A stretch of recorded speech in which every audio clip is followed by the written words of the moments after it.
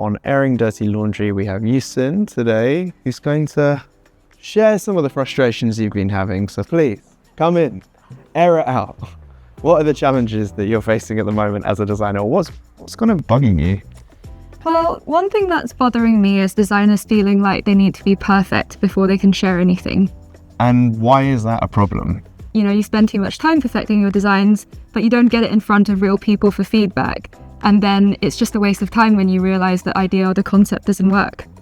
And how do you personally find the right balance between delivering something that feels right, and this is often very elusive, and the more like scrappy approach that's needed? Where do you strike that balance? So I think there's a whole process.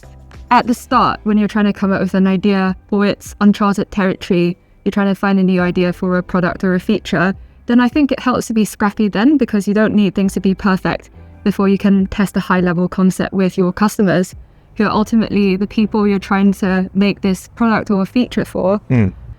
When you need to be a bit more polished, I suppose, is towards the latter half of that process. Once you've validated an initial idea, that's when you can start, refining the designs a bit more, like putting on the bells and whistles, just like really user testing that to make sure it feels right.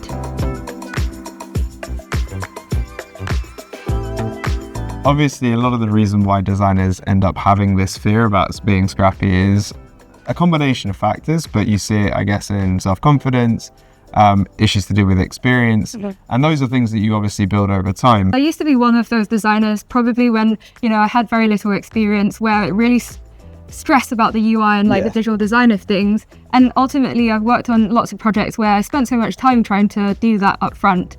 And then when I showed that to other people in my team, there were lots of questions raised about how this interaction works. It doesn't feel like this is the right idea to go after. And that's when I learned that actually it's far better to, maybe pick a few ideas, map them out. Don't focus so much on the visuals, just get them out there and get some feedback.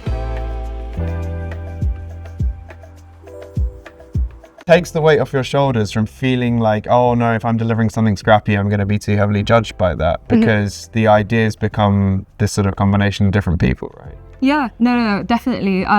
I think I didn't realize that. I used to be very precious because I thought that design was my thing, and that the art and craft of design. Basically, a very traditional approach to design. But I think at the end of the day, because I work now in a team of one, I realized that other people have good ideas too. I think that this is something that a lot of designers will feel like they can resonate with. Yeah.